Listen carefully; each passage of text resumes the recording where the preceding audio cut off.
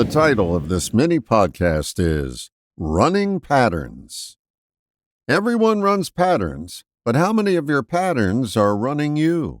That's what the grasshopper asked one day.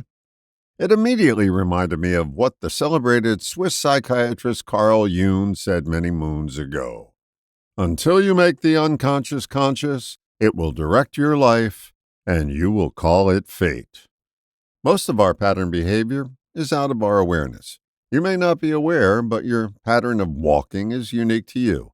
No one walks exactly like you or talks exactly like you.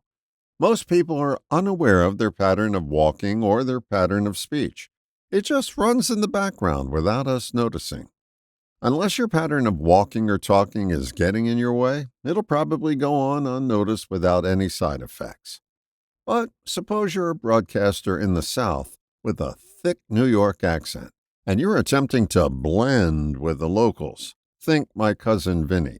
You may run into some difficulty if you don't go to work on your pattern of speech.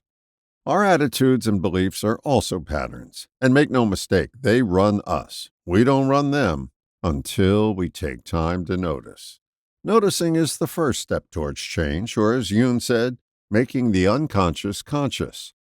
Once our pattern is in the light of day, we can begin the work of outgrowing it or updating it. Many people, when they have a counterproductive pattern pointed out to them, go into justification mode.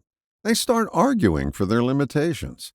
As long as they continue to argue, that pattern will stay in place. Once the excuses cease, then there's an opportunity for growth. Noticing is the first step, and interrupting is the second and final step. Once you recognize a pattern running, to outgrow it, it's incumbent upon you to interrupt it in midstream. Once you interrupt, you put a wedge between what was about to be repeated and what's possible.